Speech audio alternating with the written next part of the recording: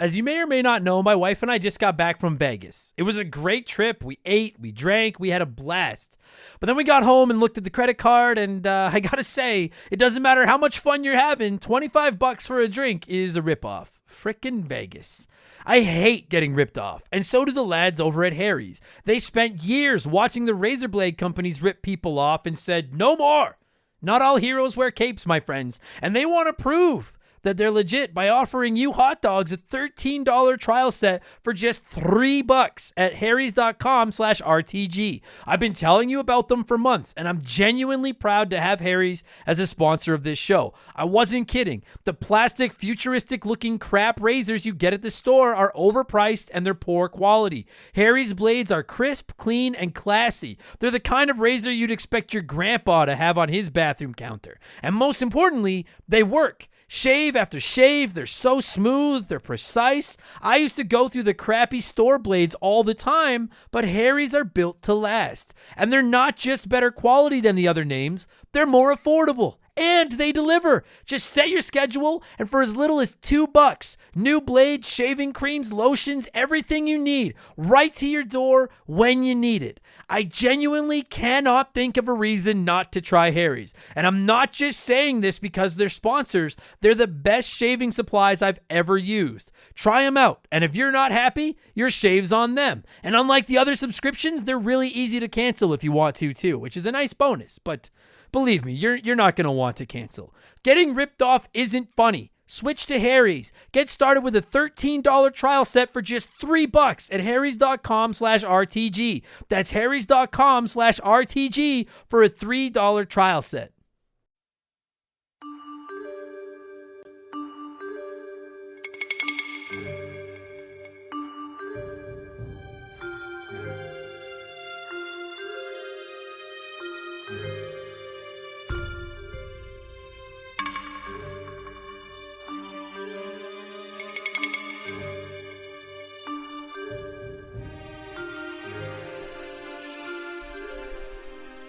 What's up, everybody? Welcome back to Remember the Game. It is my retro gaming podcast where every week a buddy of mine and I sit down and we geek out about the games we played back in the day. My name is Adam Blank. Thank you so much for listening to the show. And this week it is episode 173, and we are finally talking about the debut of Lady Lara Croft herself, and the Tomb Raider franchise. We have been teasing this episode for quite a while, but finding time to sit down with my friend Kate to record the podcast just turned out to be almost as difficult as jumping from one platform to another in the original Tomb Raider game itself.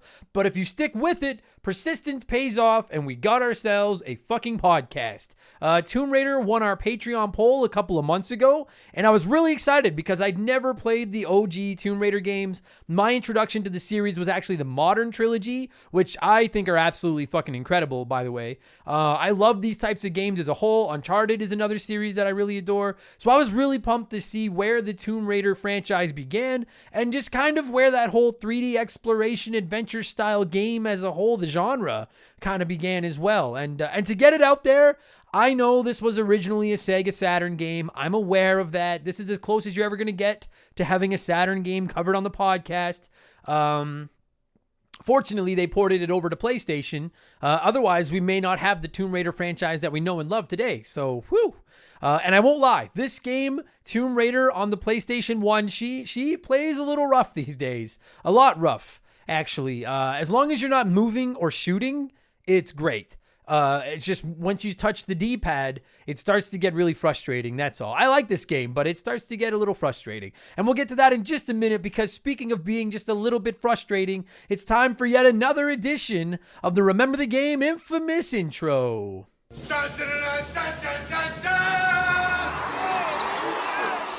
And if you're new to the podcast, welcome aboard. Consider this your warning. Our intros are kind of long, but they're not boring. We talk about video games and stuff. It's a lot of fun. And I swear a lot. I should throw that disclaimer out there because somebody left us a bad review last week saying they don't mind swearing, but I swear too much. And yeah, I fucking do. That's how I talk. That's why the logo to our podcast has the adults only warning on it. Fucking A. So here we go. We have merchandise. We have all kinds of hoodies, t-shirts, coffee mugs, posters, tank tops, all rocking badass retro gaming art. You can find it all at rememberthegamepodcast.com. And if you want to support the artist, which I think is a very big deal. I mean, don't get me wrong. He gets a portion of every sale we make, but show him some love anyway. You can find him. His name is Joe over at 4545creative.com. He's awesome. And quick heads up, we are planning a Black Friday sale this year, and we are actually shooting to roll out our new Nintendo Power cover design to go with it. So keep your eye on that if you are interested. And of course, if you don't like clothes, you can always just support us on Patreon. It's only $2 US a month. And in exchange for that, you're going to get 2 extra podcasts every week. You get exclusive access to both my gaming discussion show, every Expansion Pass, every Thursday, and my gaming news podcast, Game Patch, every Friday, along with instant access to it's almost 150 bonus podcasts right now that are in the archives. Game Patch every Friday, we look at all the biggest news in modern gaming, and then I add in my opinions and sprinkle a little profanity on top. And Expansion Pass every Thursday is a different show every week. We do game rankings, we look back at characters, consoles, we do some more comedy-centric gaming episodes. There's game reviews. This past week on Expansion Pass, we talked about the Steam Deck, which is Valve's upcoming handheld PC. It looks like a Nintendo Switch on steroids. I know some PC master racers are excited about it, and I know some of them don't care. And the exact same thing goes for non-PC gamers, which is a camp I find myself in. Some of us are excited about it, some of us aren't. I personally am cautiously optimistic about this thing, and as is becoming tradition during the intro here, this is a sneak peek of last week's episode of Expansion Pass. Are you excited for the Steam Deck?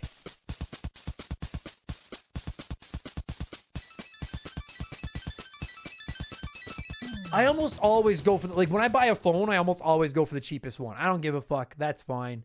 And the thing about the Steam Deck is I don't care that much about the internal storage because I can use a micro SD to expand it. And I traditionally only play 1 or 2 games at any given time anyway. So I don't care about being able to fit 400 games on my Steam Deck. I need 1 or 2, whatever it is I'm playing, and that's good enough. It's not that I need the extra storage for that, but the cheaper version doesn't have an SSD in it, and that makes me nervous because I'm like, is this thing going to be fucking obsolete in a year? And now I've spent $400 US on something that can't play all the newest games. And it's like, if I spend $649 US, so it's, let's just call a round number, say $750 Canadian plus tax. Am I getting, at that point, I'm like, would I be better off just buying a PC? We'll have to wait and see, but I know some people are skeptical that they don't have enough power.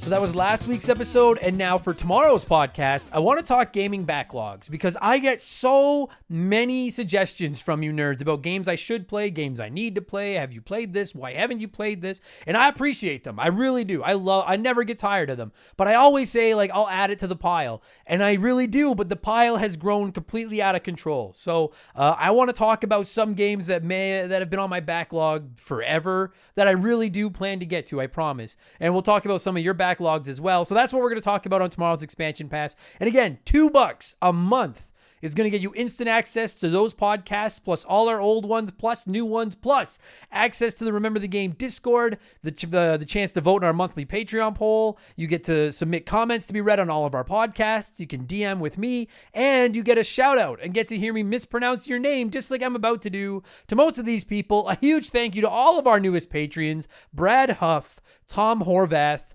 Blindly from the Optional Boss Podcast, Tatum Barnett, Grog Smash 87, Daniel Hutchinson, Master Vivi, Justin Zabrocki, Frozen Interior, Trevor Lewis, Ray San Juan Tango, Branson Basham, and Adam McDougall. I feel like I might have got those all right. Either way, thank you all very much, and welcome to Remember the Game Industries. You can support us at patreon.com/rememberthegame. And we also have exclusive access to live streams of our podcast, video versions of our podcast, retro game streams where I play the games I'm getting ready to cover on the show. You can get access to Let's Plays. There's a whole bunch. Just go over there and look. Tons of great stuff, and you support the little guy. That's us. We are the little guy. And just quickly, people have been asking me, am I planning another 24-hour charity stream for Extra Life? We did one last year. I am planning one this year. I've actually started selling some extra Remember the Game merch and some stuff like that with proceeds, or some proceeds from them, going into my 24-hour charity stream.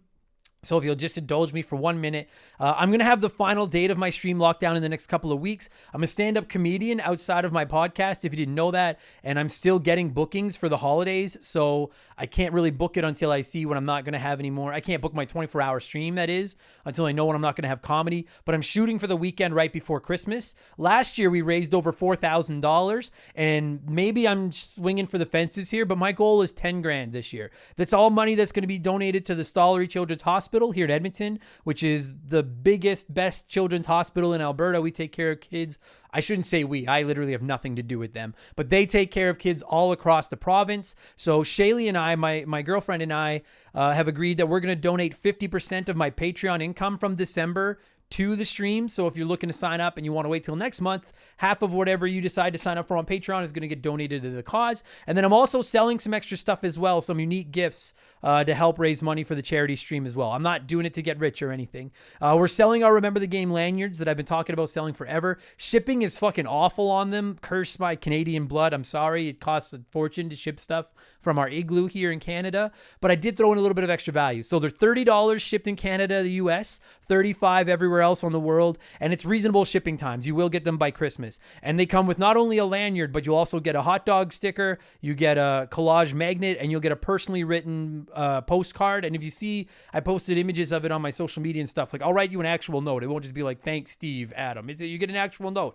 And you can throw in a second lanyard and sticker for just another $5. And $5 from every package we sell goes toward my charity stream next month. And I'm also selling Shameos because Cameo wouldn't answer my emails. I'll record a video message for whoever you want about whatever you want. Angry Adam can be there if you prefer that. Those are $20. And I'm offering one-on-one Zoom calls. We'll talk for 15 or 20 minutes. We can talk about whatever you like. If you want to just say hi, or if you know someone that's a big fan and you want to surprise them, those are $50, but $10 from every Shameo and $20 from every Zoom call is also going to go into the pot for my charity stream. So I'm trying to raise as much money for the Stollery as I can. So hit up rememberthegamepodcast.com or email me at rememberthegame@gmail.com if you're interested. Not remember the game, memberthegame@gmail.com. And again, that email address is at our website. Okay.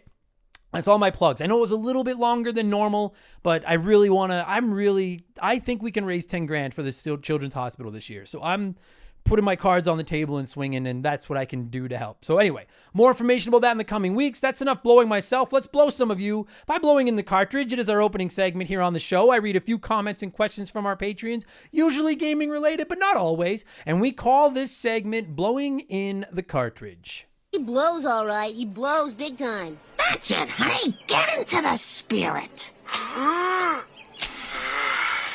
And our first blower this week is They Call Me Badger, who wrote in and said, quick question. If it's your, quote, voice crack of the week, end quote, why does it happen once an episode? Now, to be fair, because if you're newer to our podcast, for some reason, at least once a podcast, my voice decides to do this. And it's puberty, I guess. I'm 37 and I still haven't finished puberty.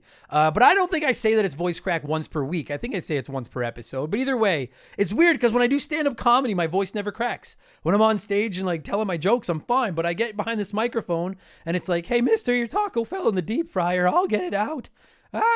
So anyway, yeah, thanks a lot, Badger. Thanks for calling out my fucking insecurities about my voice, you son of a bitch. Aaron Price wrote in on Patreon and said, without being unrealistic, what games do you want to see and think we will see on the Nintendo Switch Online Nintendo 64 service? Everyone wants GoldenEye 007, obviously, but that involves going through a minimum of 10 lawyers. I would love to see Quest 64, honestly. It's one of the Nintendo 64 games I remember from my childhood and never really played it. I think it's because I was too young to understand how that style of game worked.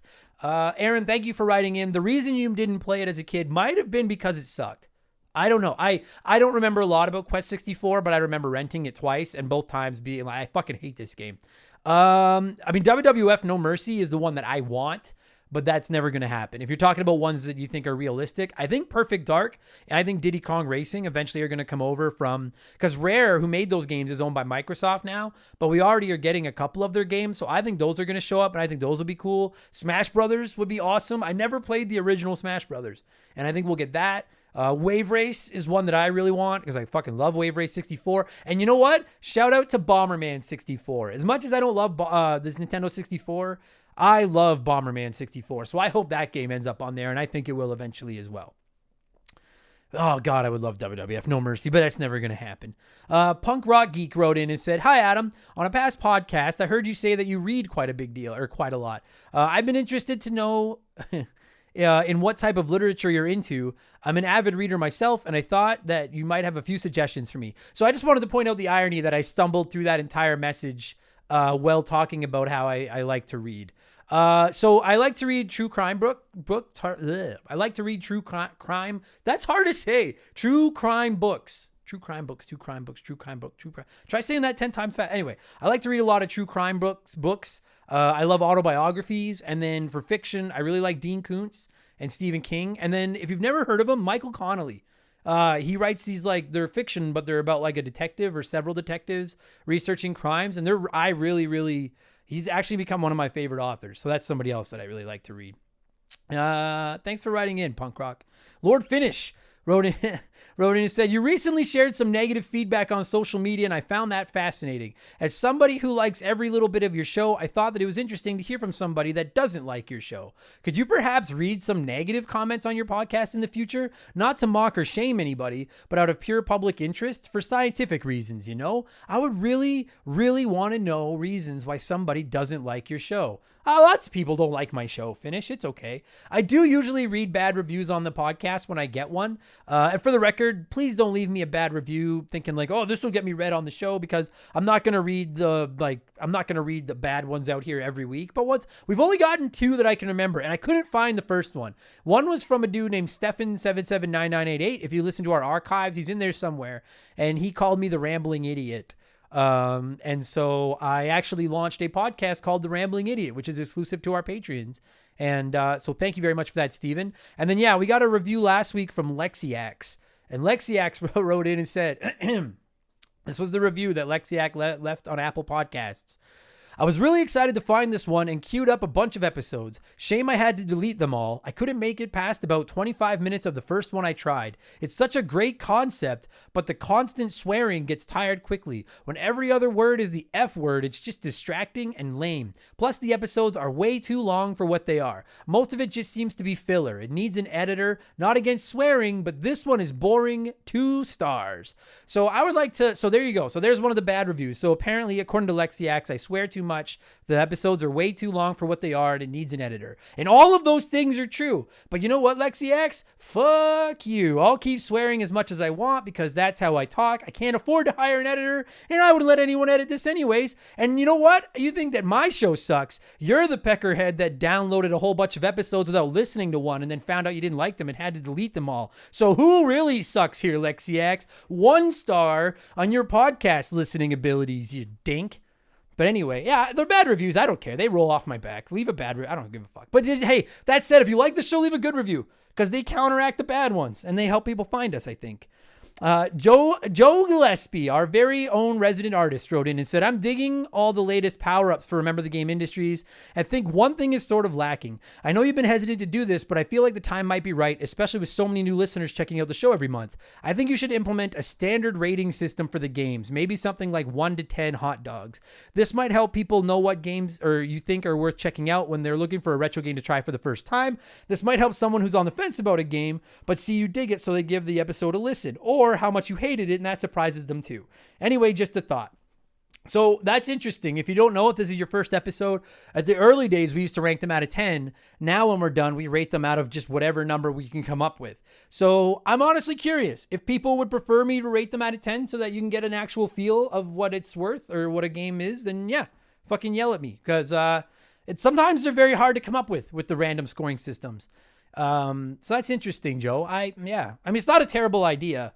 Having said that, I'm going to recommend that you play like 90% of retro games that we cover on the show. But anyway, let me know what you guys think about that. That's interesting to me.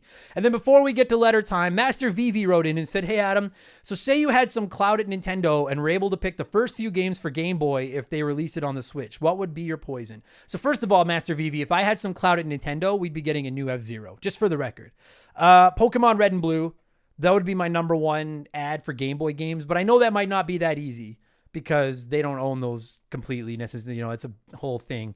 Otherwise, the Mario Land trilogy, Legend of Zelda Oracle of Seasons and Ages, although I'm not sure how that works because Capcom made them. Tetris would be fucking awesome. See, to me, it's hard because, like, to me, the Game Boy Advance is where all the meat is. Like, I love the Game Boy as much as the next person, but, like, there's a lot of stank in the Game Boy library. The GBA is fucking fire, but I feel like we won't get those on there because they could sell those games separately. But that's where I would start. If I can't get Pokemon Red and Blue, then The Legend of Zelda, Oracle of Seasons and Ages, Mario Land Trilogy, and Tetris. That's what I'm after.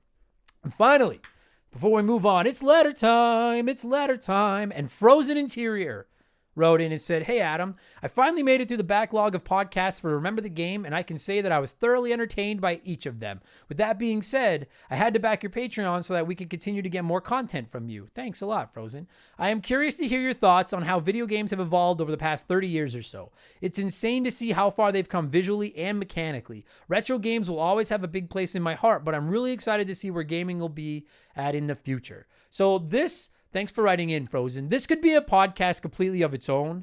So I'm just going to share like some quick thoughts because that is something I've thought about talking about on an episode like Expansion Pass. By and large, I think the way games have evolved over the last 34 or 30 years or so is great. I truly mean this. I think we are entering the golden age of gaming right now. I've always considered the Super Nintendo, Sega Genesis, mid-90s era to be the golden era of video games. But look at what's coming down the pipe right now, you guys. It's just, you've got Game Pass, you've got PlayStation Now, multiple consoles and PCs are all killing it. Gaming's not a nerdy hobby anymore that you do behind the scenes. Like, gaming is just part of life. It's bigger than movies and TV and music and stuff. Now, gaming is fucking huge, right? There's still shitty games out, but we know about them before we buy them now. Back in the day, you just took a chance when you got to go to the toy store and you had enough money for a game. You basically picked on the box art, and half the time you ended up with a fucking dud. Now there's you can watch reviews, you can watch people stream it, you can watch YouTubes of it. So I think all that stuff is great. There's games for every taste. There's simple mobile games for people that don't want to, invest any money or time into getting good. There's super complex games, right? Something that fits every budget. You can play online with your friends. You don't need to invite them over to your house anymore. Indie games are coming up with ideas that would have never happened on these giant AAA fucking 9-figure budgets, and they're some of the most inventive and fun games in the world. You've got Game Pass, PlayStation Now, Nintendo Online, Steam sales, free Epic games. I personally know that I've never had more games to play than I do right now because they're so readily available. I think the generation we're going into right now will be to 3D gaming what the Genesis Super Nintendo era was to 2D gaming. I really think we're getting close to the peak of what 3D games can be. And then I think VR or something is going to become kind of the next level. I really, truly believe that. And I mean, and of course, they still make 2D games. Of course, they're going to keep making 3D games. But I think that we're getting to that top tier level of what developers are capable of, which is fucking awesome.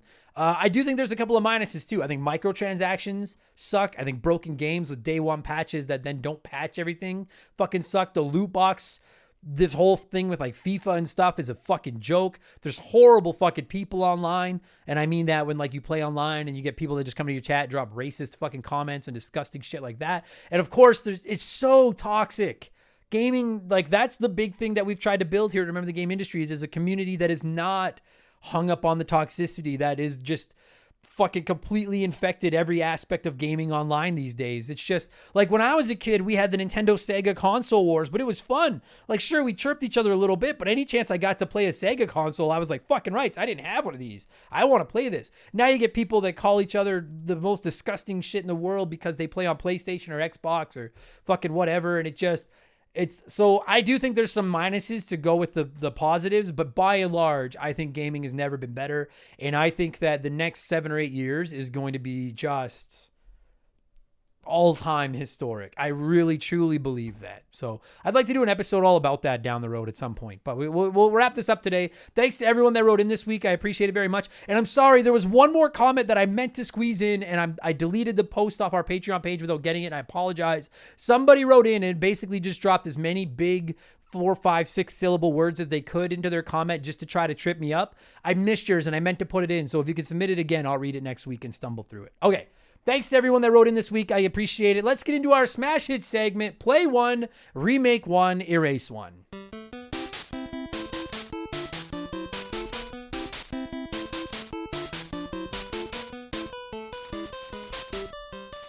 And a huge thank you to Classic Concentration from the NES for unknowingly providing us with the theme music for the show. The rules are simple. Every week, I give our listeners 3 retro video games. They can play one as it was released. They can remake one as a modern game. The third game is erased from time forever. And as always, there are no wrong answers, but there is a right one. We'll get there in just a minute. We're talking Tomb Raider this week on the show, so I thought I would go with 3 of the highest rated PS1 games I could find that aren't Tony Hawk Pro Skater 2, Final Fantasy 7, or Resident Evil, because those all have next-gen remakes already. So Metal Gear Solid, Castlevania Symphony of the Night, and Vagrant Story are our competitors this week. And I always hope that the poll is going to be close, and I fucked that up this time around because over 50% of the vote, and keep in mind there are 6 options as far as combinations of playing, remaking, and erasing. There's 6 possible ways to do it. Over 50% of people went with the same vote. So that's utter domination. Play Castlevania Symphony of the Night, remake Metal Gear Solid, and erase Vagrant Story ran away with the poll. Now, personally, I have only played Metal Gear Solid, although Symphony of the Night won our Patreon poll this month, so I'm going to be playing that very soon. I'm very excited.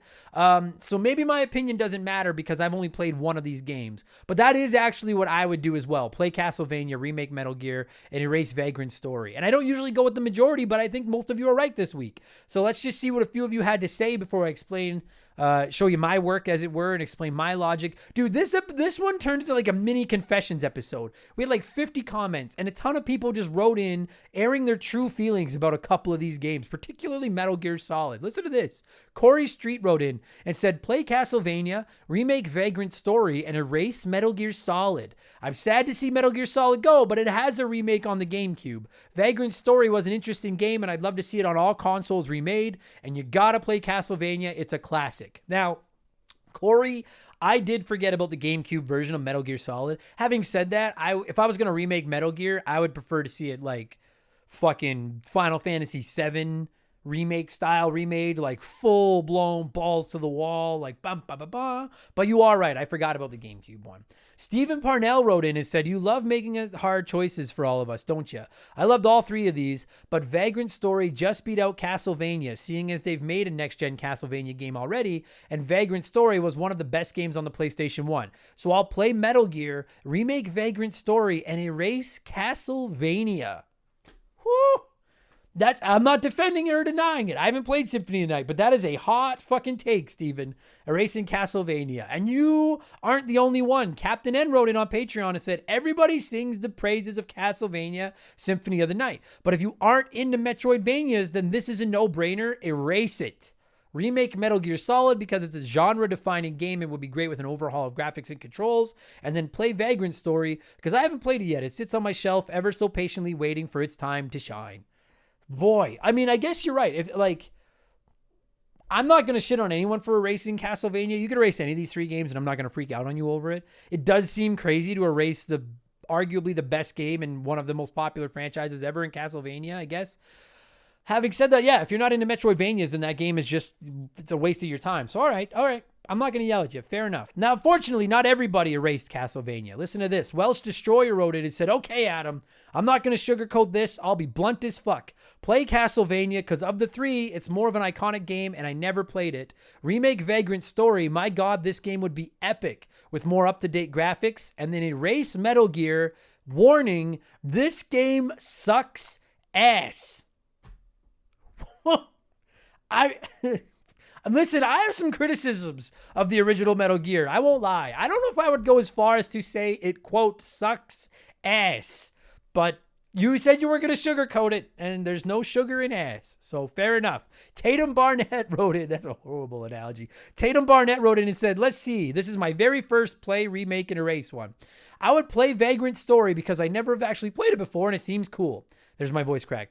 Remake Castlevania. It is a classic, and I'm sure everyone would say that it doesn't need to change, but I would love to see this iconic game in the graphical style of Bloodstained. Gorgeous game, and that game really deserves a remake in modern graphics. And while I'm sure to be murdered by the community, I would erase Metal Gear. Not because it's a bad game, but simply because I can't stand stealth games like that. I played the classic NES game, and it was hard as balls, but this one never really grabbed my attention or remotely held my interest. Now, I will say, I understand where you're coming from, Tatum. I could take her, like, I'll explain my logic in a minute, but like I could take or leave stealth games as well. I don't hate them, but they wear on my patience after a while. So I get that. Hans Gruber wrote in and said, well, this isn't a week for a competitive poll. You're not wrong, Hans. Play Castlevania. It's essentially perfect. Any attempt to remake it would mess with the 2D charm, while also risking the polish they were able to put on the overall gameplay. Remake Metal Gear. Perfect remake candidate, as this game obviously spawned one of the all-time gaming franchises and would benefit from a graphics and controls update. And then erase Vagrant Story, probably not getting its due here, I'll admit it, but I've never played or heard of it, so it's out of here. See, and usually I shit on people for that, but if you're attached to Castlevania and Metal Gear, I get it. And then finally, Good A wrote in and said, play Castlevania because I never have, remake Metal Gear Solid because they already are, and erase Vagrant Story because I'm 36 and I've never heard of it and I seem to be doing okay. That's my favorite logic for when someone erases a game. I've never heard of it, and look, I turned out fine. We don't know, Good A. Maybe you're fucking sitting in a basement right now, you know, eating your own feces and ripping wings off flies. I don't know how the fuck you turned out, but I like your logic. I like the way you said it. It's good stuff. Like I said, personally, I'm going with the majority this week. I personally will play Castlevania because I've been told for years that this game is one of the best ever made, and I need to see for myself. And now that it's won our Patreon poll, I'm contractually obligated to do so, so I'm excited. I'm going to remake Metal Gear, and I honestly considered erasing Metal Gear Solid because I've beaten it. I hate Metal Gear Solid 2, and then I never went back to the franchise. I think the storyline is overly complicated. I could take or leave stealth games. But I also think that the original Metal Gear Solid remade like a Final Fantasy VII remake would be fucking incredible. I can't say no to it. So, but I did consider erasing it. I'm going to erase Vagrant Story. I usually try not to erase the game that I haven't played of the three, if there is one. And reviews of Vagrant Story are phenomenal. But I'll never get around to playing all the RPGs that you guys asked me to play as it is. So if one of them disappears, that's just one game off my list. Sorry, but not sorry, Vagrant Story. And that's it. Thanks for playing, everybody. I love Play One, Remake One, Erase One. What have I been up to over the last week? And then we'll get into Tomb Raider. Mostly I've been playing Back 4 Blood. I fucking love that game. I play it online 3 or 4 nights a week. It is fucking awesome. I've been playing it with a ton of members of our community too, which has been super fun. I finished the campaign of Halo 5 Guardians, which I had never played before. So I wanted to get them all out of the way before Halo Infinite. Now I'm ready to go. I'm ready to rank the Halo campaigns. And I'm not sure if I should wait to rank them after I play Halo Infinite or if I should just rank them. I think I'm going to rank them leading up to Halo Infinite because Halo Infinite's going to get its own review episode of Expansion Pass. So if you like Halo, expect a ranking episode in the coming weeks where I rank the various campaigns from the Halo games. And then I've been playing The Legend of Zelda Ocarina of Time, or Ocarina of Tim, as we pronounce it here, on my Nintendo Switch, getting ready for a revisited episode that we'll be putting up in 2 weeks for Remember the Game number 175. And if you want to hear what I think of that fucking game, you're going to have to wait until that podcast. That's all I've been playing. Let's talk Tomb Raider. That's why you're here. I like to read a few comments from our audience about the game we're talking about before my guest and I ramble. And I'm going to kick things off with Angel Cortez, who wrote in and said, Lara Croft nude code. It never existed, but kids swore it did and that it worked. There's your one. I swear of like the 24 comments I got from our community this week, half of them were either about the nude code or about triangle boobs. And we'll talk about all that when we get into the episode. But I didn't want to just read nothing but comments about the boob. So there's your one. It's been acknowledged. Kate and I will acknowledge it more when we get to the episode. Andy Spilling wrote in and said, wonderful memories of this game. It was the late 90s and my grandfather, Big G as he was known, that's a sweet name for a grandfather, who'd been happily playing on the NES since the 80s, had wandered past a local gaming store and had seen an underwater section of this game being played, and he was mesmerized. He bought a PS1 and a copy immediately. We then embarked on many years playing through the original and next 2 sequels together, sharing awesome gaming memories and time together. He passed away a couple of years ago, and my grandmother handed me his gaming collection to look after and enjoy. Of all his PS1 and PS2 games, Tomb Raider's the game that reminds me the most of our times gaming together. That's a nice story, Andy. I'm sorry about Big G. Shout out to Big G. What a great name for a grandfather. Oh, man. Super Dave wrote in and said, can we go back to when Tomb Raider games were just Indiana Jane? Sure, the controls have aged like backyardable cheese, or by like backyard blue cheese. Oh, Jesus. But this game was fun. Lara is raiding a tomb because she's rich and a badass. Boom. Script done. I like the reboot games just fine, but Lara doesn't have a lot of agency in the modern games beyond being Girl Scout Rambo and briefly being really sad about killing one dude before mowing down grunts in the dozens.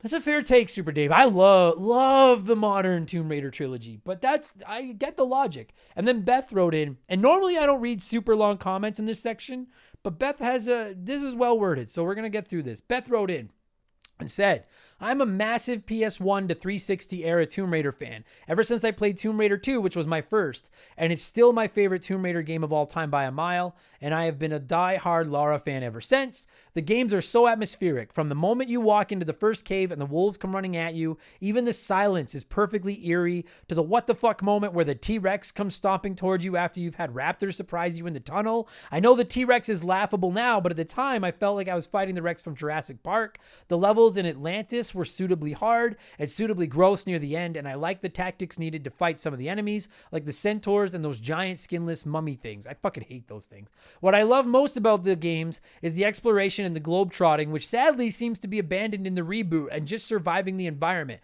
the climbing the puzzles and the animals from that country with only the odd human enemy now and then. Of course, along with that, the games wouldn't be what they are without Lara. As a brunette English tomboy growing up, it felt really special to have this cool British heroine, or heroine? Is that how you say it? Heroine? Heroine? I originally read it as heroine, and I was like, Beth, you got to get help. But I think you mean, yeah, okay. But no, it's heroine, okay. Who is tough, smart, and just cool as hell, going on these adventures around the world instead of some generic, busty, blonde American heroine. I went on these adventures of Lara, and I wanted to be her when I grew up. That did not work out for me, by the way. I just have so much love for this game and Lara until the recent reboots. I could go on and on, but I know this is already a really long comment. P.S. A massive fuck you to those four-legged mummy things in Egypt, which would just appear really fast out of nowhere, were complete bullet sponges that could take you at 1 or 2 hits. Fuck those things. Dude, fuck half the enemies in this goddamn game, Beth, because they fucking have all fed me my ass. But that's an interesting take, that you grew up with them and liked them better than the modern trilogy. I grew up not playing them, and I adore the modern trilogy more than the... Anyway, either way, Tomb Raider, let's talk about it. It's fucking awesome. I'm going to cue up some music. It's not a ton of music to pick from, but I found some. And when it stops, my friend Kate and I are going to break down Tomb Raider, which originally released on the PS1, MS-DOS, and yep, the Sega Saturn on November 14th, 1996. Enjoy the podcast, everybody. Let's go. This show is sponsored by BetterHelp. Everyone that listens to this podcast knows about our illustrious CEO, my dog Molly. But the other silent partner behind the scenes is my wife. And let me tell you, my friends, a 17-year relationship with another person that has to talk to and live with you is a lot harder to maintain than one with a dog. We've had our ups and downs, and as you all know, a relationship isn't all sunshine and rainbows. They can be a lot of work. You get out what you put in when it comes to relationships, and talking to a therapist can be a fantastic way to put in some work. They can help you work through your issues, learn to communicate better, and even just provide you with an ear to bend when you need it. I've talked to my therapist about my relationships, especially when it came to my stand-up comedy career and how much I was away from home, and they helped me work on ways to keep my relationship strong even when I was out on the road. It turned out our relationship was actually better when I was out on the road, but that's a story for another day. And I know, right? Therapy. Who has the time these days? BetterHelp hears you, and they're making it easy. Fill out a quick form online, and they'll match you up with a therapist that suits your needs and that'll work around your schedule. You pick the meet times, and you can get your therapy fix from anywhere, over video, phone, or just chat. Become your own soulmate, whether you're looking for one or not. Visit BetterHelp.com/rememberthegame today to get 10% off your first month. That's BetterHelp, HELP.com/rememberthegame.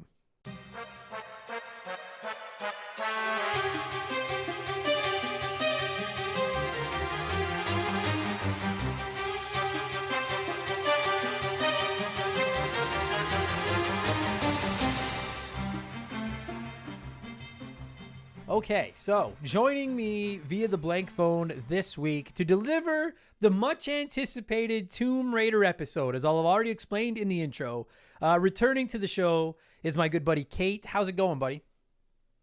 Awesome. I'm ready to raid some tombs. Raid some tombs. Dude, it was so funny. The other day on Twitter, I tried to post hints. I like to post like cryptic hints of the games we're talking about on this show. And I posted a whole bunch. And there was stuff like a monkey racing cars, which was Diddy Kong Racing. I posted ha ha ha ha ha, which was Final Fantasy X, as most people got. I couldn't think of a funny or like of a cryptic hint for this. So that was the hint, was raiding tombs. And everyone was like, you didn't even try on that one. And then I was like, wait till you guys all find out that it's like a shitty Indiana Jones game or something. But but no, well, like I could only think of something about triangles, but it would have been a little R-rated. I yeah, think. right, exactly. Okay, thank you. Because I was like, I'm looking at the hints and I was like, is triangle boobs like a stupid hint? Because I'm like, that's for better or worse. Like, this is a really fun game and a great franchise. I'm a huge Tomb Raider fan. We're gonna get into all that, but like, that is what you think of when you think of Tomb Raider on the PlayStation 1. You think of triangle boobs, right? Yep. Thank you. That makes me feel so much better that it's not just me. And that you said it first makes me feel, thank you. I'm glad I could make you comfortable and ease you into it. Yes, thank you. Okay, let's talk triangle boob. No. Although I'm sure we're going to get into it at some point. But we are talking the original Tomb Raider. Now, I got to ask Kate, like, I played this for the first time about a month and a half ago on my PlayStation Classic, just getting ready for this episode. I've played the modern games, but I'd never played the originals. This one was neat, but its controls have, like, if you think the Nintendo 64's controls have aged poorly, you have not played Tomb Raider on the original PlayStation lately. Did you play these back in the day? Yeah, so I definitely played the first one back on PlayStation 1. I didn't own it, but my friend did. And so there were countless nights spent in her basement playing it. And I remember breaking controllers when I was like 8. So, yes. Dude. Yes, I do remember being angry with it. Yeah, and it's like, okay, because, like, listen, we'll do the bad now. Because I like this game. I like a lot more about this game than I don't like. So I'd rather just get the bad out of the way now, and then we can focus on all the good. Because there's a lot of good here. I'll ask too, have you played the modern Tomb Raider games? Like the more modern trilogy? So I played the remake of this game a little bit, and then whatever one came out, I can't remember all their names because there's so many of them now. Yeah. Whatever one came out, I think for the 360, maybe 6 or 7 years ago. Yeah.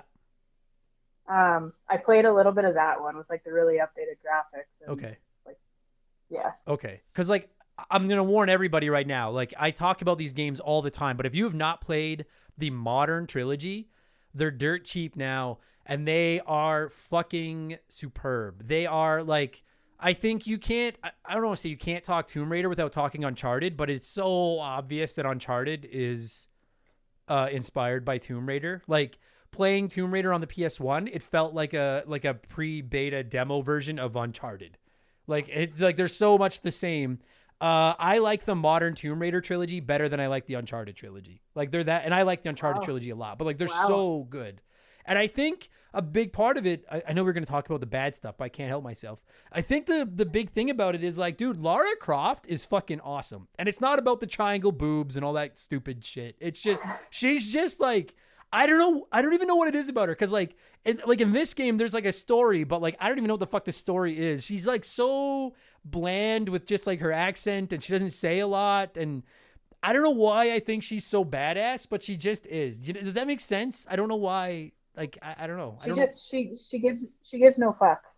Yeah. Zero. Yeah. Like it's amazing. And I mean, you create and you write a game, and then a movie spins off and Angelina Jolie plays her. Like, you've made a gem. Yeah. Yeah. You've done something right when you get Angelina Jolie to play you. Yeah. It's funny because like this game came out back in the 90s, 96. And I'm not going to say there weren't female protagonists back then, but it clearly wasn't as commonplace as it is now. Like, I'm trying to think, like, there was obviously Samus from Metroid, although I would argue that a lot of people didn't know that Samus was a girl. Yeah. I didn't for a long time. But like, I can't, like, am I missing, like, I can't think of another, like, she's one, like, if you were to make a Mount Rushmore of like female protagonists in video games, like Lara Croft is maybe number one, isn't she? I agree. Yeah. And it's so funny because like back then it might not have seemed like that big of deal. Maybe it did. I don't know. I'll ask you. You're a girl. Like, did this seem like I didn't care. Like I was a fucking 13-year-old guy. I just wanted to play video games. I didn't give a shit and like I didn't care if the protagonist was male or female. Like, did it matter to you that that you were controlling a female instead of another stupid guy? I don't know. I don't know if I could have wrapped my head around it back then, but looking back at it now, you could see that they kind of, catered it to both to men and women because, hey, if, a little girl wants to go and play as a woman, she can, but then also, triangle titties over here and to play too. Dude, it's so funny because like, it's obvious like that when you're playing the game that like, I don't know how to say this without making myself sound like such a creep, but I'm just going to point out the elephant in the room. Like, sex sells, and let's call a spade a spade. Yeah. Like Lara Croft is not an ugly human. Like I mean, like she kind of is in the game when she's made out of Lego bricks. She's kind of ugly, but like the artwork, the box cover, the case cover, whatever, the posters. I remember the ads in magazines back in the day for Tomb Raider, and like Lara's a pretty good looking young lady. And it's so obvious that, yeah, you're right. They were like, yo, little girls will like this game because you get to play as a girl, and boys will like this game because they're boys, and she's got these triangle boobs. But it's so funny because like sex appeal was clearly a big part of like the attraction to this game back in the day. And I'm like, maybe it's just because I'm a 37-year-old man and I've had the internet for 25 years and times are changed. But like, I'm looking at it and I'm just like, the sexualization, if you want to call it that, of Lara means absolutely nothing to me. I was like, this is just a cool video game. But maybe back then it did, because we didn't have a lot of this kind of stuff back then. So maybe back then it mattered more than it does now. I don't know. I don't know. Stupid. But clearly you're right. That's clearly what they were shooting for. Do you remember the ads for this? Like, do you remember seeing her in magazines and stuff? Definitely. Right? She was like the poster child of PlayStation for a while, right? She really was. Like, I mean, it's funny because we've talked about that on the show in the past. Like, to this day, I think you can argue that like Nintendo clearly has Mario. I know they've got countless other mascots, but I think Mario is the face that runs the place at Nintendo. And on Xbox, it's clearly Master Chief. Even though I would argue Gears of War is a better franchise, Master Chief is the face of Xbox. PlayStation doesn't have one locked in face. No, it's almost like every time there's an advertisement, it's a group, right? Yeah. It's a group of everyone they can offer. And like, yeah, exactly. Like, I mean, you could argue that Kratos is the face of PlayStation, but then I think you could argue that Ellie from The Last of Us, Nathan Drake from Uncharted, Aloy from Horizon, like the list goes on of like the big franchises on PlayStation. But back in the PS1 era, because like PlayStation has dominated gaming for fucking 2 decades. But like back then in 1996, like they were the new kid on the block. Like they were trying to compete with Nintendo and Sega. And like for a while, it looked like Crash Bandicoot was going to be the face of PlayStation. And then we know what happened there. But like, you're right. Like, I mean, there's Cloud, there's Snake from Metal Gear Solid and Final Fantasy. But like, yeah, Lara Croft, Tomb Raider was fucking right there. Like I always felt like this was a game I always wanted to play. Every time I had enough money to buy a new video game, there was something out that I wanted to play more than this game. But like, fucking Tomb Raider was everywhere back in the day. And it's just, I guess I'm just really happy that this franchise isn't dead. Like the modern remake trilogy came out and it was really fucking good. And it's nice to know that like I'll tell you, Kate, like when the next Tomb Raider game gets announced, whenever that happens, instantly near the top of my can't wait to play this list. Like I'm a really big fan of this franchise, and I'm glad that they didn't just let it die. Because the thing about it is like, I know I'm rambling here, but like I really think that by today's standards, they could have just let this franchise die and been like, well, we have Uncharted, we have Aloy and Ellie from Last of Us. Like we have female protagonists. We have another Indiana Jones style adventure game. We don't really need Tomb Raider anymore. And instead they came out with 3 games that like fucking reinvent Lara, give her some personality, make her awesome. And they're 3 incredible games. And I'm just really happy that this franchise isn't dead right now. Because there's a lot of franchises from those days that are, you know. Plus this game was on the Sega Saturn, and that was a death wish for every fucking franchise. So there's my one. Okay. You should probably edit that out. No. I might cut that part out and make that the clip that I use to promote this fucking podcast. Anyway, you said you played this on PlayStation. Like, you did not play it on Saturn. You played it on PlayStation. I did. Okay. My understanding is that actually the Saturn version runs really well. I will give them credit. My understanding is that it actually runs quite well. Because I'm not going to lie to you, replaying this game, or playing it, I should say, for the first time, there's a really cool game here, but this game plays like fucking shit. It really does. And I think it would have, like, there are some games where I'm willing to give them a pass playing them now than they're 25 years old and being like, well, you know what, 25 years, like, Mario 64. I've shared my opinions on Mario 64 countless times. I don't think that game controls that great. I'm replaying Ocarina of Time right now, and it doesn't play that great. But I'm like, all right, well, that's what controls were like 25 years ago. This game, even 25 years ago, I think I might have been like, this handles like shit. Like, you said you had frustrations with it as well. So, like, is that one of your memories of this game? Like, am I crazy? Like, this game handles like shit. No, for sure. And I think I want to say, did this game have analog controls, or was this back with the first PlayStation? Yeah, controller? no analog controls. This is a D-pad, right? Yes. So, like, and so you had to just walk around and, like, probably face the way you want to go. So there's no diagonal movement. It's all, like, straight ahead and, like, 90-degree movement. Oh. And I specifically remember, and I went back and I watched a few videos too to see if I was remembering correctly, that not unlike Assassin's Creed, jumping in this game made me want to break controllers for sure. Dude, it's the jumping. Like, that's what sucks, because you're right. Terrible. The thing about the original PlayStation is, and I'm thinking of Resident Evil just as an example. A lot of people shit on the original Resident Evil trilogy by today's standards and just talk about how they don't like the tank controls, about how you basically pivot your character on the spot and then make them move forward in whatever direction they're facing. But to me, yeah, I get that those controls aren't ideal, but to me, those actually kind of work in Resident Evil, because I'm like, those are supposed to be tense games, and it almost adds to the tension when you can't just run and gun your way through it. Like, it's slow and methodical, and you get fucked over if you make a mistake. But I'm like, Tomb Raider is literally designed around running and jumping and that more fast-paced, and like, I know that things got better as times went on, and I haven't played Tomb Raider 2 yet. Maybe by then they added analog controls and it was better. But this game, that is like, I really like about 80% of this video game. But the sheer number of times, there's my voice crack for the week. The sheer number, triangle boobs. The sheer number of times that's who's excited by those, are people that talk like that. Anyway, the sheer number of times that I died.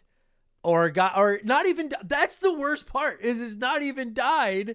I just accidentally walked off a ledge or slightly mistimed a jump or something and fell into like a pool of water and then had to climb all the way back up and try it again. I was playing with save states on my PS Classic, and I was like, without save states, I'd be fucking done. No fucking chance. My God, kid. Yeah. Fuck.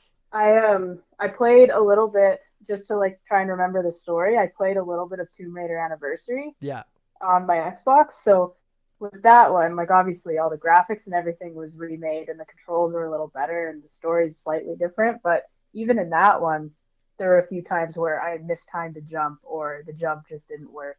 And it brought me back to being a very angry 7-year-old. Oh, it's fucking like... And like, I'll be honest, like the first couple levels, it's not that bad.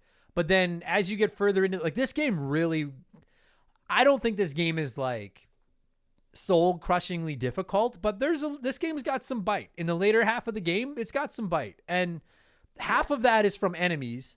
You know, there's these fucking the motherfucking, I don't know if they're cougars or leopards or what, but the big black cats, panthers, I don't know what the fuck they are. Yeah, the giant cat.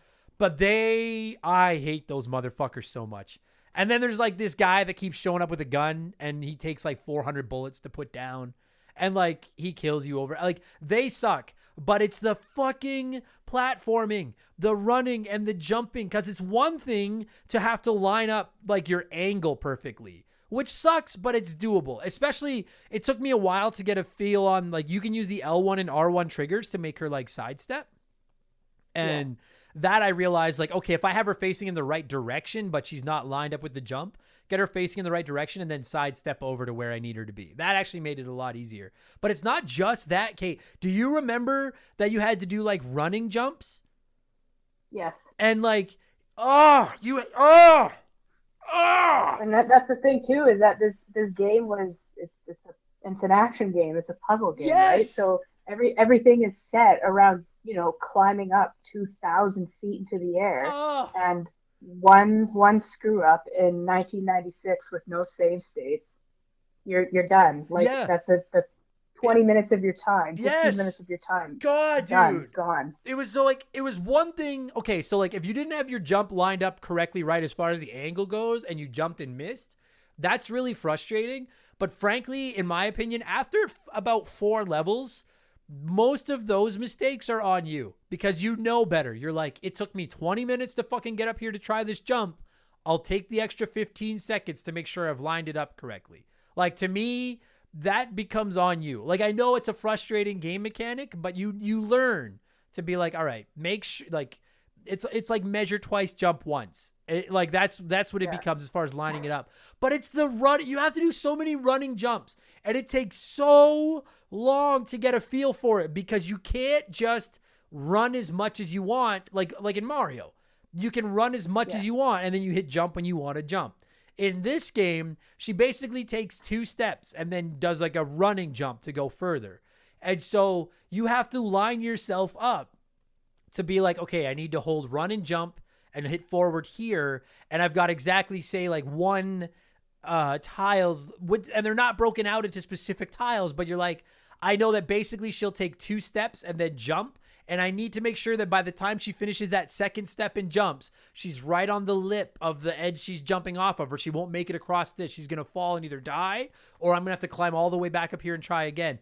And it is so cock-sucking precise to get that fucking distance right. And it just, oh God, And don't forget that while you're doing that, you actually have to do it 4 times in a row with fire blowing out of the floor. Yeah, and mummies popping out and knocking you off. There's so many instances where it has to be so precise. And you're right. It'd be one thing if it was like 1 jump every once in a while, but it is consistent. And sometimes it's paired with 3, 4, 5 jumps. There's 1 jump that I was stuck for so long, I almost gave up. I almost said, I'm not playing this anymore. I looked it up and I still couldn't do it. And I don't know if you're going to remember this stage. I don't remember what number it is. But do you remember a little bit later on in the game, there's a couple of stages that are almost like forest and there's like dinosaurs? Yeah. Okay. There's one part where you have to climb up this fucking rock and then there's a broken bridge, like a plank bridge. And you have to run and jump right off the edge of that fucking bridge, and then you're outstretched with your arms and you hold catch, and if it's perfectly done, you'll catch the ledge on the other side, which you have to. This isn't an optional item you're going to collect. This is you have to do this to beat the level. And that jump fucked me so many times.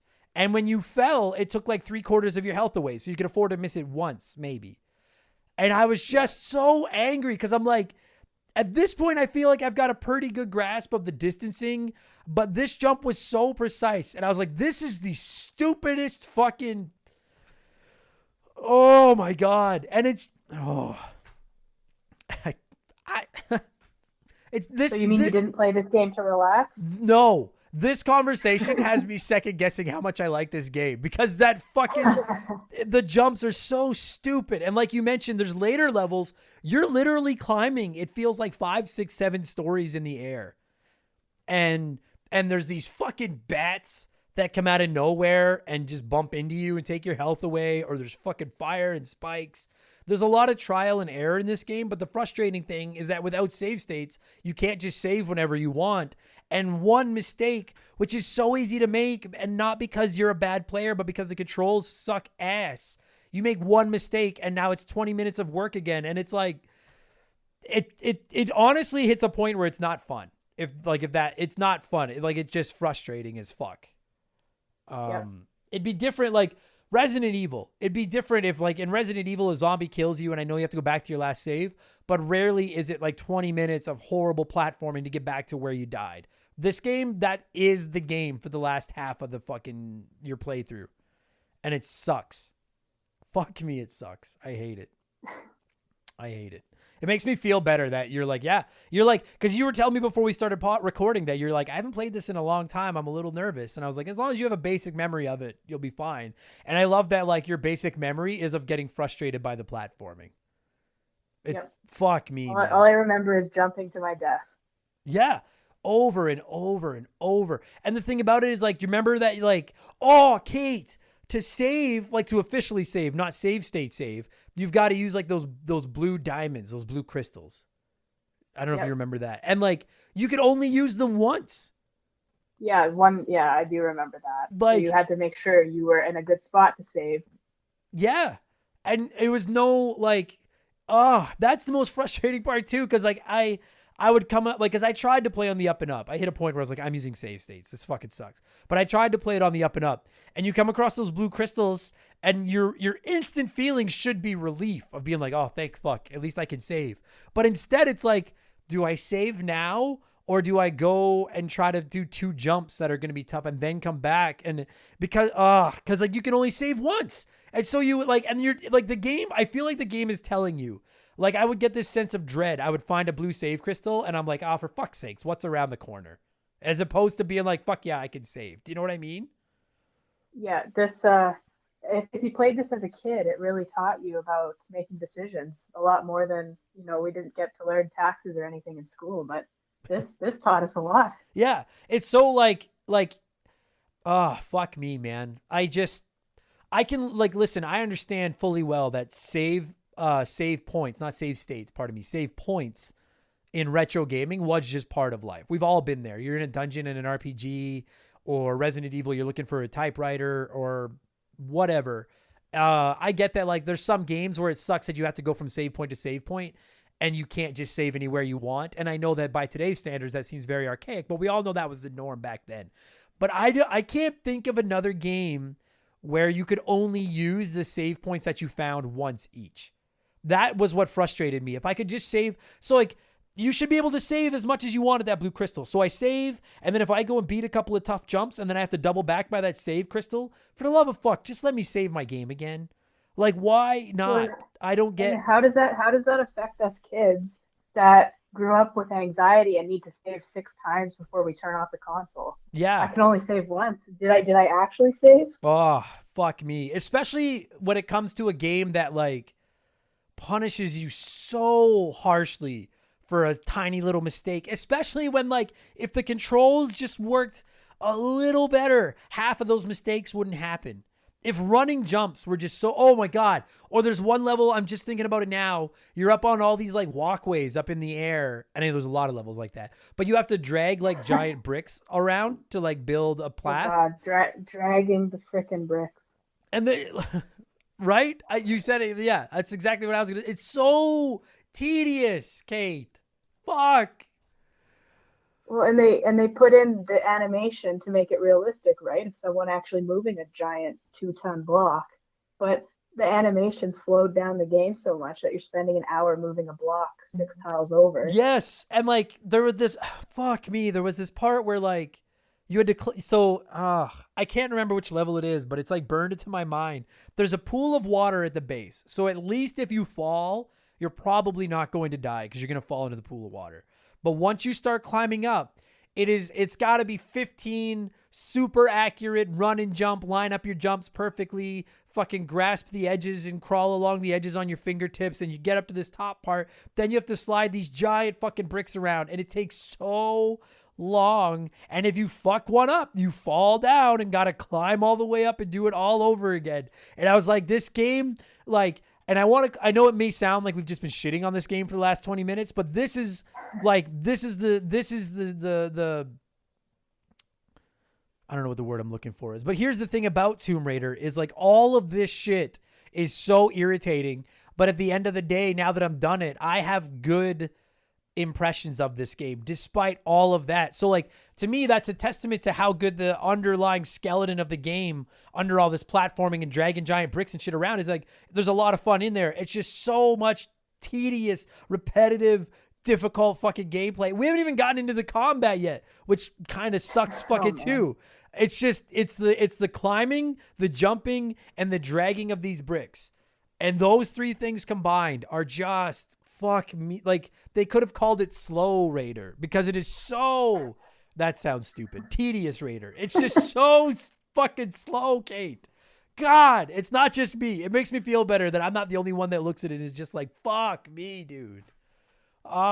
Again? Like, yeah, and it's just over and over and over. And I appreciate that they change up the levels. I think that's great. And I like that there's like hidden treasures to find and puzzles to solve and stuff like that. But it just felt like every level came with these. Do you remember there's one level where you're underground kind of, and you have to like flip a switch, run past a gate that switch opens, flip another switch, run around that gate into another gate, and then hit another switch to get out of this room.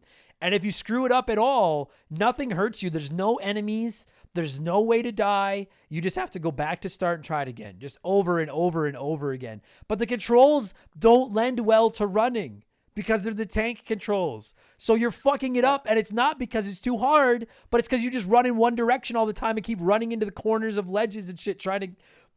I don't know if you remember what part I'm talking about, but fuck me. Fuck me. Fucking game. I'm done. I don't remember that part, and I'm kind of happy I don't. You should be happy that you don't. It's fucking... I feel grateful. Oh, God. And then you have to fight enemies. And the thing about it is, like, I love that she's got these two magical pistols with infinite ammo. But at the same time, it makes sense because, like, I don't know how you played this game, but I would whip out those pistols, and anytime, like, a bat or something, because she would auto-aim, right? Like, she would kind of focus on whatever was around.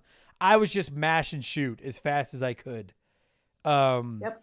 Because if an enemy gets near you, they bump you, you fall backwards, you fall off a goddamn ledge, you gotta climb all the way the fuck back up again. I hated it, but so I want to transition, like, before we talk about the shit we like, I'm just asking, is there anything else, like, if I missed, is there anything else you can think of that you hated? Because, like, I hated the saving, I hated the controls. No, I think honestly the controls are the biggest thing. Which, Yeah. Again, like any other game, you look back to the '90s and figure out controls in other games. Like, nothing was perfect, but it was definitely frustrating. Dude, even, like, I don't want to say that this is the first game like this, but it has to be one of. Like, I can't think of a game before this that was the 3D. It wasn't a 2D game. It was a 3D game. Like, this is so many games today. You can see the inspiration in Tomb Raider. Like, so any third-person action game, like an Uncharted, like a modern Tomb Raider. I would argue there's a little bit of Breath of the Wild in it. Like, all of those games, there's so much of it in this. It's just, this is the very first one, and it is just so archaic. And it's just, you rip and duplicate, right? Rip off and duplicate. So yeah. And, like, they started it. They took the fall and they said, hey, here's what is actually a pretty good game with our crappy controls. Now make it better. Yeah. Like, I like this game, but I don't think I could, outside of like respecting gaming history and heritage and playing retro classic titles, and because, like, I think Tomb Raider is a very important game. I think it's not only because it was a big deal as far as female protagonists go, it was a big deal as far as 3D action games go. Like, there's like exploration, there's a lot here, but, like, I don't, this is not near the top of the list of games that I would, if you were to come to me and be like, hey, I need to play some classic titles, would you recommend this? Like, no, I wouldn't. Because I'm like, you're just going to get frustrated with how slow and tedious it is. Like, it's, and, like, I don't say that, like, the original Metal Gear Solid is not pretty today, but it's still playable. And the original Resident Evil is not pretty today, it's still playable. I don't think this game isn't playable, but I think, like Crash Bandicoot, right? Crash Bandicoot, Spyro, Medieval, Metal Gear Solid, fucking Resident Evil. Like, I would recommend just about any other 3D action platforming style game over this one from the original PlayStation, if that makes sense. Yeah. Okay, having said that, we've just basically shit on this game for like half an hour. I really like this game, but this, like, and there's, like, I feel like this isn't the only game like this, but I can't think of too many games we've covered on the podcast where I have so much I have more bad to say than good about Tomb Raider, but I still really like it. if that makes sense. And there's Yeah. not a lot of games I can say that about. Like, do you know what the story is? You can still wanna kill something and appreciate it at the same time, right? Yes, exactly. Like, it's still fun. It just, like, I have no idea what the fuck the story is. There is a story to it with like these funny little cutscenes and shit, but like, I don't entirely, I'm out looking for a treasure that other people want. It's like every Indiana Jones, every pretty much. Uncharted. I don't know what the fuck else. Like, do you know anything about the story? I don't. That is basically what I know. Okay. She's an archaeologist looking for treasure. Yeah, looking for some kind of pieces of treasure. I don't know what it doesn't matter. Okay, so if we're talking about shit that we like about this game, I want to start with the controls because we're shitting on the controls for the jumping and the running. Two things about the controls I really like. Number one, I do love the auto aim when it comes to, like, I understand some people might argue that makes the game too easy, but in a game where the controls fuck you around so goddamn hard, I wish they had put a little bit of auto aim when it came to jumping and platforming. But like, imagine if you had to like try to like accurately pick off like bats and shit with your pistols. Like, it'd be impossible. So like, With no analog control. with no analog, exactly. So like, as you get later on in the game, the enemies get way fucking tougher, but you also find like a shotgun and like magnums and dual Uzis and stuff like that you can rock. And what I like is that you go into an area and you might be able to hear an enemy, but you can't see it. But then you'll see her turn and like point her guns a certain way. And I actually thought that was really cool because I'm like, I can't see that enemy, but clearly she can. And then you can just start firing while she's pointing her guns and aiming. And I thought that was just like, maybe some people are, maybe it sounds like I'm making a mountain out of a molehill with that, but I was like, in a game where the camera is a little bit funky and the controls are a little bit funky, for them to throw you a bone like that and be like, hey, there's enemies coming. I know the camera might not be pointed the right way, but Lara sees them, so you can start shooting. I really thought that was a really, really clever thing. Yeah, it's super generous, which is fine in some games, but it takes a little bit of the heat off the rest of it. Yeah. Like you said, it just makes it's a little bit of a reprieve, I guess. Right. And like, it doesn't make it easy. Like, most of the enemies in the game are strong enough that like, if you don't have the right gun equipped and you're not quick on the trigger, they're going to fuck you up. Like, they fuck you up. Yeah. But like, I'm playing Ocarina of Time right now, and you have to use the Z targeting to like zoom in on enemies. And it's such a fucking, I hate the Z targeting thing so fucking much. I hate it. It's a necessary evil, but I fucking hate it. And to their credit, I feel like Tomb Raider figured out a workaround. They're like, we'll just make her look at enemies. Like, of course, because the thing about it, Kate, if you, Kate, were raiding a tomb right now, and you were like, fuck, I'm going to have to jump up these next 3 stories to get up there, but then a goddamn bat was flying at your head, you wouldn't be worried about those 3 jumps you have coming up. You'd be like, fuck, I need to get rid of this bat that's going to give me rabies before I worry about climbing this fucking hill. And I think that's really clever by the developers to be like, yeah, if there's an enemy around and Lara can see it, that's going to be where she focuses her attention, as it should be. I think that's such a, frankly, I'm like, dude, I wish some games did that today. I'm like, I think that's a really clever thing to like, you know, it would have almost, I frankly think it would have broke the game if fighting enemies was as complicated as the platforming was. Yeah, I don't think the game would have been beatable. No, fuck, I'd argue it's almost not beatable fucking now, but it's a hard game. But no, by and large, I do like that. And you know what? Oh God, Kate, you know what I don't know if you're going to remember this because I haven't played it in a while. The swimming controls in this game are awesome. I can't say I remember it. Everyone that listens to the show with any regularity knows how much I hate swimming levels in every video game ever. And 90% of the time, swimming controls suck. What is so fucked up about this game is that the out of water controls are awful. But you drop her into water and it handles like a dream. And I was like, what? This is like, what's a food that you hate? What's a food that you just don't like at all? Mustard. Okay. I don't like scalloped potatoes, and I'm going to catch shit from that. People are going to be like, you just haven't had the right ones. You're right. I know, but my mom's scalloped potatoes are awful, and I used to have to eat them as a child. My mom's a great cook, But she I'm called sorry, it. Mrs. Blank. Yeah, she called in sick the day that they taught how to make scallop potatoes. I fucking hate her scallop potatoes. But it's like scallop potatoes are swimming levels to me. Like, and imagine if mustard is swimming levels, the swimming levels in this game are like, hey, we found a mustard that you'd really like. Like, it's like they figured out how to make something that you hate good. The swimming is so fun. Every time I had to go underwater in this game, I was like, fucking rights. Let's go explore some underwater, because at least as long as I'm under here, the goddamn controls work. And there's no platforming, and she just goes where I want her to go. And I was just, I had it in my notes to make sure I shouted out, swimming works in this fucking game. And it's just so weird to me that all the other controls are so fucked up, but the controls that are the hardest for most developers, these guys were like, no, that's easy. Just make her go whatever direction you push the D-pad. That's all every swimming level should be. Just fuck. So we need to get Tomb Raider at the Summer Olympics, and then you'll play that game. Yes, I would be all over Tomb Raider at the Summer Olympics. That'd be fucking awesome. It would just be you and that weird fucking Bayou Billy guy that shows up with a gun all the time that you have to fucking fight. But no, the swimming in this game is so good. I had to shout that out. I love the swimming. I love the fucking swimming in this game. I also love the exploration. I don't know how much of that you remember, but like you would beat a level and it would tell you like how many secrets you found in that level. And yeah, I thought that it was like, when I first started playing it, I was like, oh fuck, is there like secret optional treasures you have to find? Most of the secrets are just weapons or like health kits and stuff. They're not like treasures that you sell at the end of the game for like a higher score. They're just better equipment.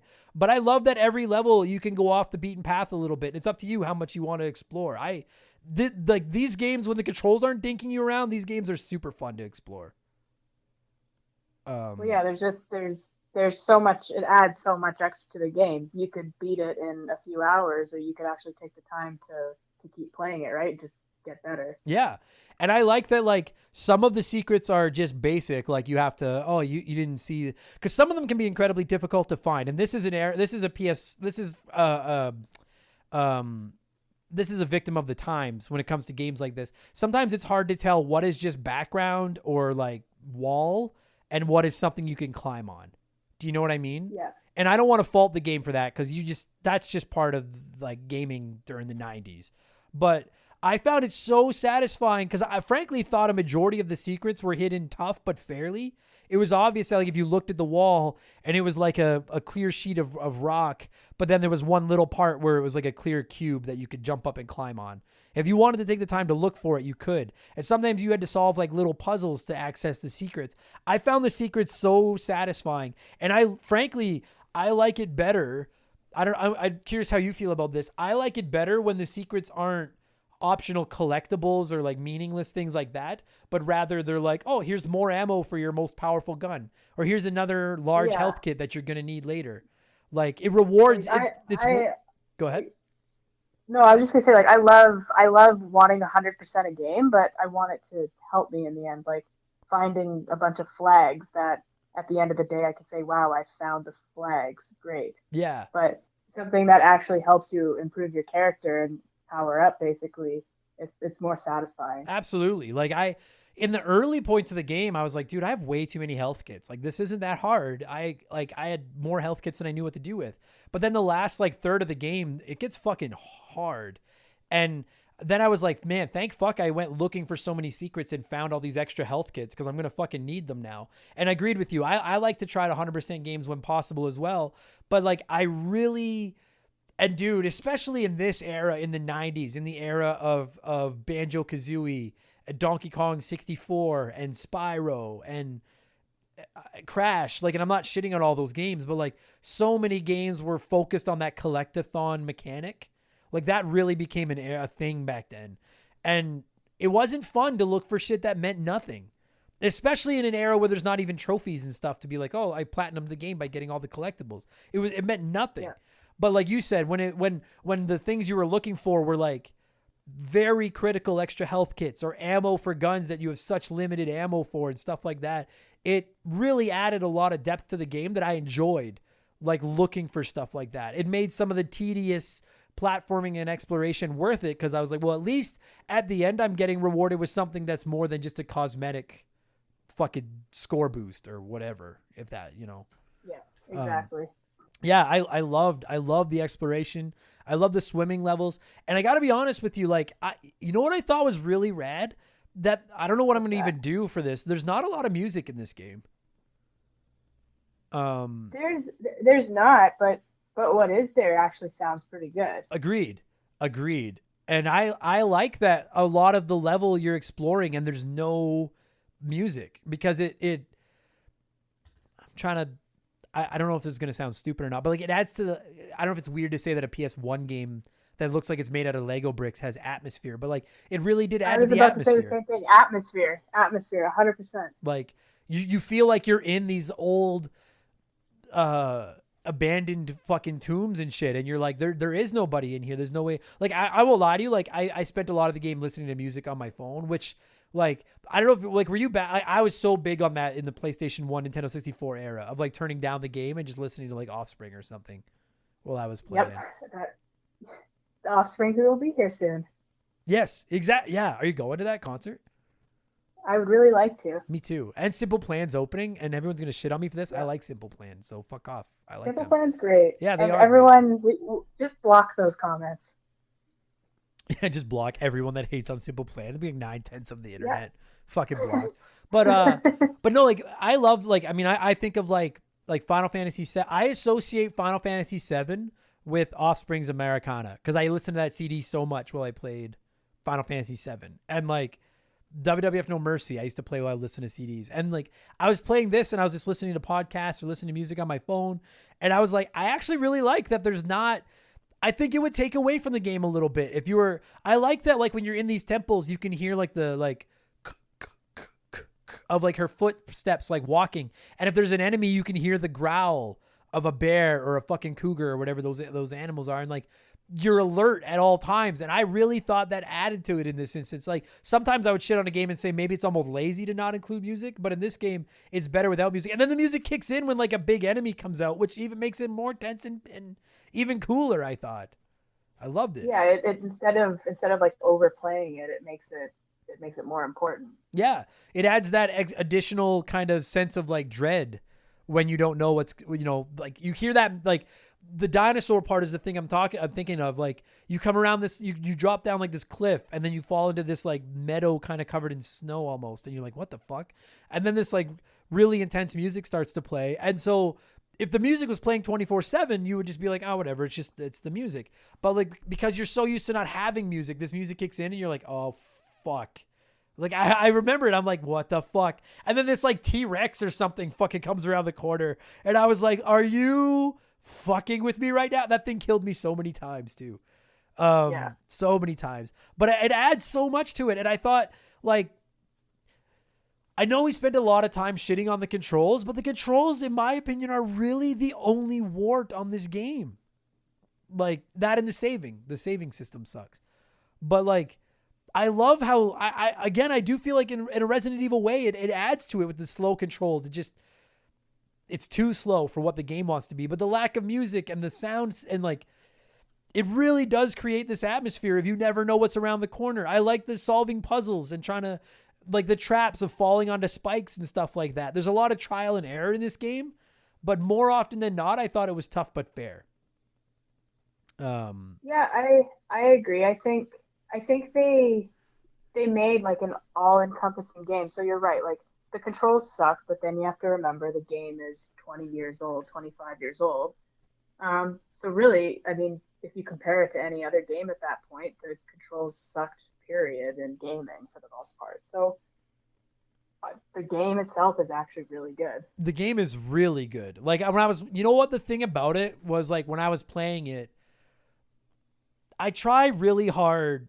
It's tough when you guys, when a game like this wins our Patreon poll and I have to play a game that I've never played before, it's hard when it's a game like this, because some games have aged really well and I play them for the first time and I'm like, this is as playable right now as it was in 96 or whatever year it was that it came out. And other games I'm like, this would have been cool back then. It's tough now because the controls haven't aged well or whatever. The mechanics haven't aged well. And this is one of those ones where I'm like, if I had played this in 1996, would the controls have irritated me as much as they did playing it now? And the thing is, Exactly. what's that? Well, I agree. Like that's exactly it. You just have to put yourself 25 years ago. Yeah. But the thing is I'm like, I feel like this is one of those games where I really liked it, but I do think the controls would have irritated me back then to the point where I'm like, I don't know if like you said, as a kid, you played it and you were raging like crazy. Like, I don't think I would have finished this as a kid without save states and stuff. I think I would have just got pissed off at it, which is a Yeah, and shame. I can remember a lot of games like that where you're just like, oh, I'm not doing this anymore. I'm gonna go get whatever the newest game is because I'm done with this because I can't beat it. Yeah. But like, I'm looking at like review scores of it on Wikipedia and stuff, and it's like 8 9s out of 10, A plus. Like, I really think that's, I guess, as maybe we start getting kind of close to wrapping this up, I guess like my takeaway from Tomb Raider is that I'm willing for the most part to overlook the ridiculously frustrating mechanics I don't like, because I love Lara Croft. I really like the exploration of this game. And I guess more than anything, like this genre, Kate, like have you played the Uncharted games? I have played a little bit of the very first one. Okay. Like they're great. I'm a horrible person. Please don't yell at me. No, well, I mean, hey, I chalked you up as a horrible person when you said you don't like mustard. So anything That's else fair. is, That's yeah, fair. anything, yeah. But much like you acted like I insulted you, and I was like, I don't like scalloped potatoes, and you're like, what They're the so fuck? good. No, they're not. No, they're not my mom's. Anyway, nobody tell my mom I said this. I love my mom. She's not gonna listen to this. But anyway, what was I gonna say? Oh yeah, okay. Like the action adventure genre, the Uncharted's, the modern Tomb Raiders, games like these have become some of my favorite games. I love these types of games today. Love them. And I can't think of another game that I've played for this podcast where I was just the amount of influence I saw in this game that it's had on future titles, if that makes sense. I was like, man, like from Laura herself to a female protagonist to the action adventure exploration to going into tombs without music and then finding little things and secrets and stuff like that, like all these little things that I was like, dude, I can't not like this game, because in some ways this game is like the Super Mario Brothers of the Uncharted's and the modern Tomb Raiders and stuff. Like there's so much influence in this title. If I hope what I'm trying to say comes across properly. Like it's too important of game for me to not like it.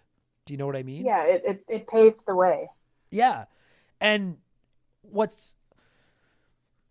you can't get away from the sex factor and the triangle boobs and like do you remember I don't know if you're gonna, because you were a little younger than I am, but I remember fucking non-stop fucking rumors that you could put in a code to make her naked while you played and stuff like that. And Nude Raider. yeah, Nude Raider. Yeah, exactly, Nude Raider. Yeah. And like it was a huge thing. And back then, like I thought it was funny. I was like, yeah, of course. Like yeah, like I'm a, you know, in 1996, I was a 13-year-old boy. Like I want to see anything nude. Like I don't give a fuck. Like yeah, for sure. But like I'm a little bit trying to figure out how to say this. I have to imagine that to an extent that helped this game back in the day. Like it got people sure. talking about it, right? Like sex sells. It really does. I'm sure that this helped it. Yeah. I'm like, look at you and I are talking about this game 25 years after it came out, and we started the podcast talking about the triangle boobs. Like you have to, Yeah. right? Having said that, I'm a little frustrated that a lot of this game's legacy is in that, when I'm like, dude, forget the whole, you know, in air quotes, sex appeal of this game. This game did so much for this genre and created an awesome the game franchise. is actually good. And it's a good video game. And it's frustrating that like nobody, I don't want to say nobody, but by and large, a lot of people don't talk about that. They talk about Lara and the triangle boobs and the nude codes and stuff like that. And I frankly, that bothers me a little bit, because I'm like, and I'm not trying to be Mr., you know, feminist. That's not what I'm doing at all. I'm just like, I'm a gamer who's like, dude, there's a really good video game hidden underneath these stupid triangle boobs. And I wish more people talked about that, like, you know? Put Crash Bandicoot or put Nathan Drake in this game in her place, and all of that goes away, right? But it's still a good game. Yeah. I would be really, that's a great point. Imagine if this game was Uncharted. Exact same game, but it's Nathan Drake and it's the first Uncharted game, and Tomb Raider and Lara Croft never existed. Just imagine that. So there is no triangle boobs. There's no talk about how hot Lara Croft is or any of that. I don't think this game would have been as big and important as it was, and frankly, I think that's a real shame. But I think that the sex appeal is what got people in the door, and then they realized there's actually a really fun game buried underneath. Do you know what I mean? Yeah, exactly. It sucks that they had to rely on that, but I guess it worked. And you know what? If you play the modern Tomb Raider games, I think they really pulled back on it. Like, I mean, Lara still looks the same. Like, she's still a really good looking young lady, but like, there's not nearly as much focus on it, in my opinion, in the modern games. They're just like, no, she's just a badass, like a shy character who becomes this badass. And I'm glad that that's where the franchise went. I'm glad that they got away from the focus on just her appearance. And we're like, no, there's really good games in here, and that's what we're going to focus on now. If you want to look at a shitty version of her that's just easy on the eyes, go watch the movies. Yeah, exactly. Like, I haven't seen the movies, but I got to imagine they're not very good. I don't know. You know what? I for sure have seen the first one, and I actually like it. Oh, okay. All right. It's definitely got the cheese factor, but it's pretty good. Is there any parts in the movie where she can't jump onto a ledge and falls into water and has to climb up and do it over and over and over again? They should probably patch that in, to be honest. I want that. That's the director's cut. It's just all the failed takes of her trying to jump up this fucking studio and shit like that. Yeah, like I'm just looking right now. Like in 1999, Tomb Raider was listed number 22 on a top 50 games of all time list. And I don't know if I would go that far, but if you were to say the most influential games of all time, like this game is there. I'm really happy that I got to play this. I think a lot of people voted for this game expecting Angry Adam to pop up and just get mad at the controls. But like, and yeah, the controls suck, but I like and respect everything else about this game so much that I'm like, the controls suck. It is what it is. Do you know what I'm saying? Like, yeah. I really want to play Tomb Raider 2 now and just see if it got better. I don't know. Did you play the other ones at all?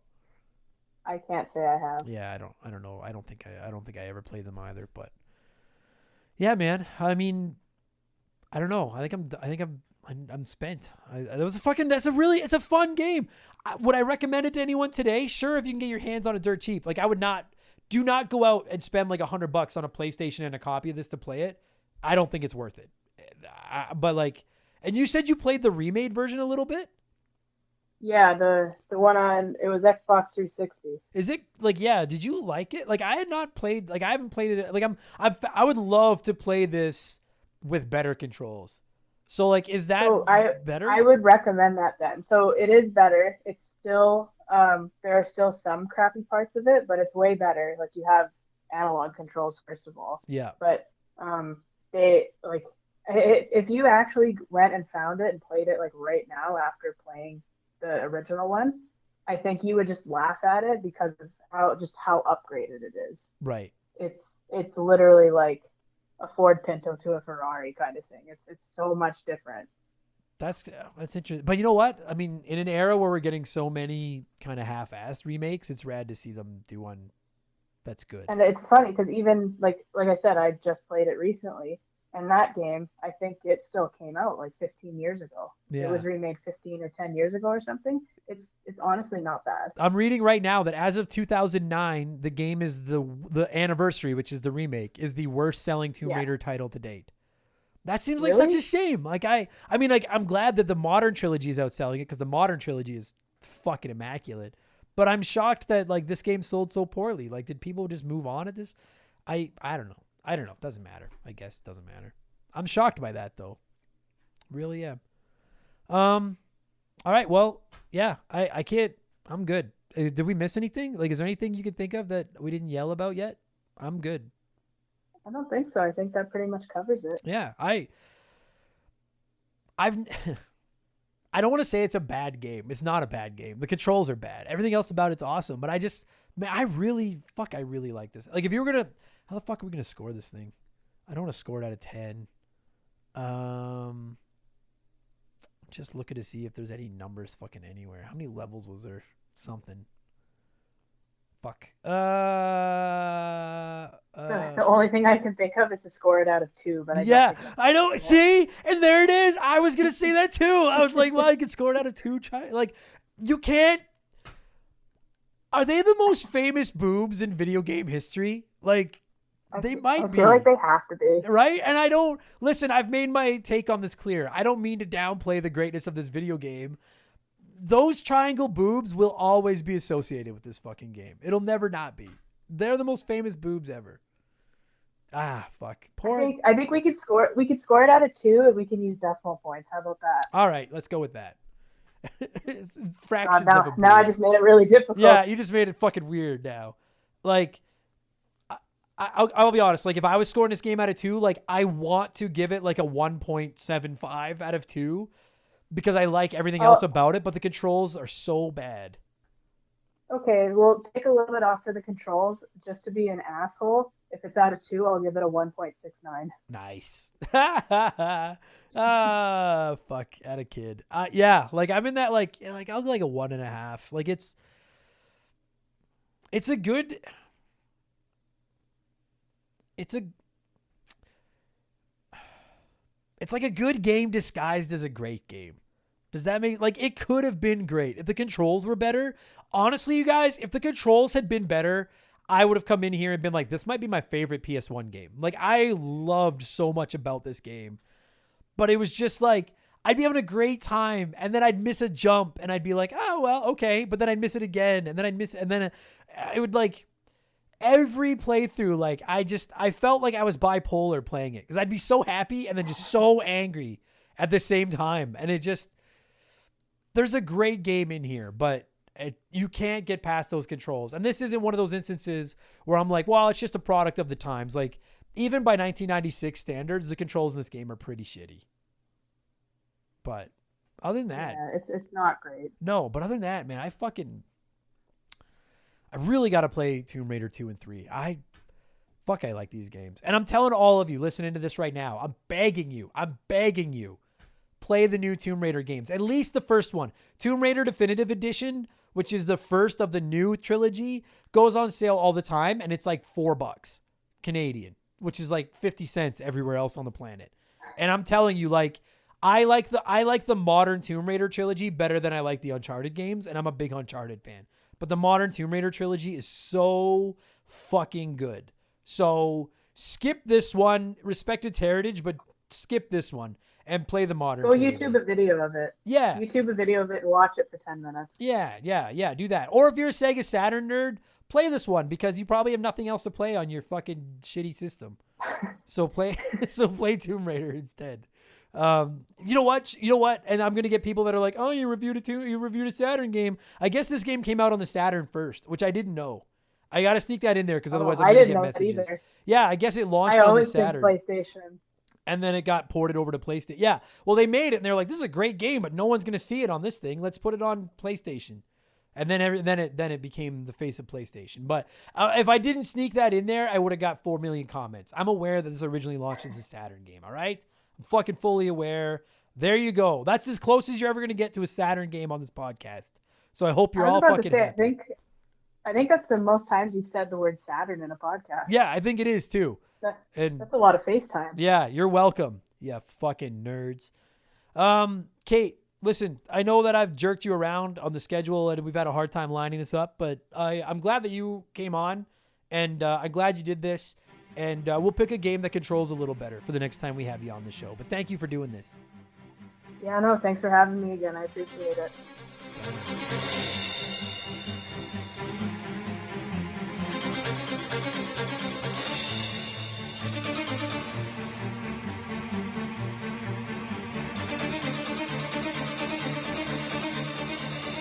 And that's going to do it for this week's episode. Kate, thank you so much for giving me a call and talking Tomb Raider. And to every single one of you nerds listening to this show right now, whether this is your first episode or your 173rd episode, I can't thank you enough for the support. Appreciate it. Thanks for listening. If you enjoy the show, subscribe. It's free, and then you'll never miss one because we publish a new one every Wednesday. And if you really like the show and you really want to get wild and you're not listening on Spotify, who doesn't have reviews for some fucking reason, leave us a good review. It helps counteract the bad ones like Lexiax, who thinks I swear too much. fucking idiot.